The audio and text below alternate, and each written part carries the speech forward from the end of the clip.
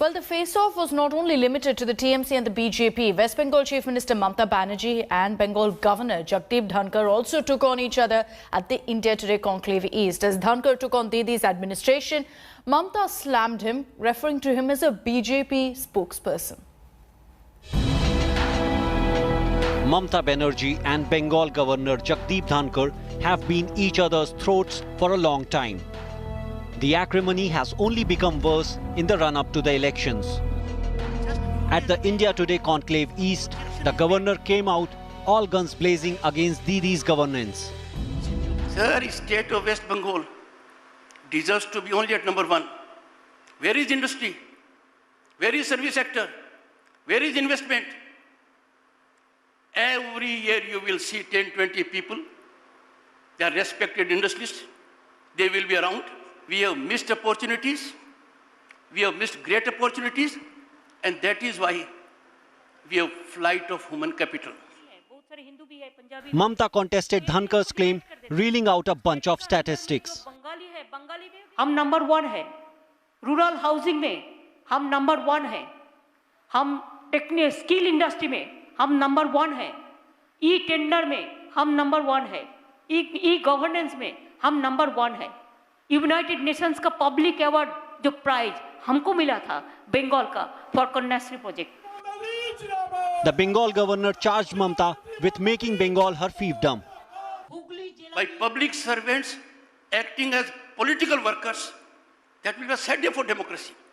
What comes out of that machine in sublime manner, with purity, we must bow down to that.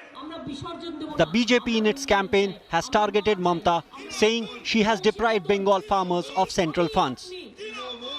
In the state of West Bengal, over 70 lakh farmers, my brothers and sisters, they have not got a single penny. Each of them has been deprived of 14,000 rupees, each of them. Total deprivation is 10,000 crores. हम मजदूर को भी बचाते हैं, किसान को भी बचाते हैं, बेरोजगारी को भी बचाते हैं।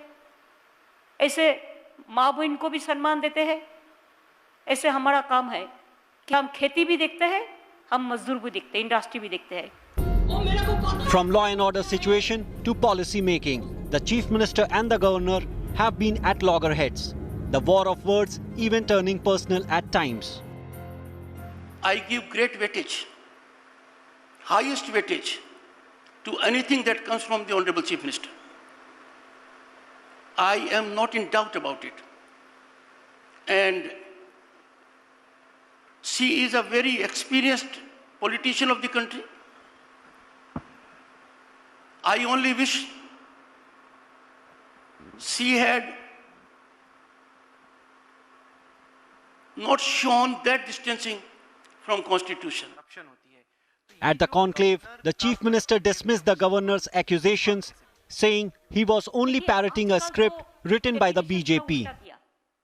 पहले का गवर्नर जो डेफिनेशन था, आज का गवर्नर का डेफिनेशन पूरा चेंज हो गया।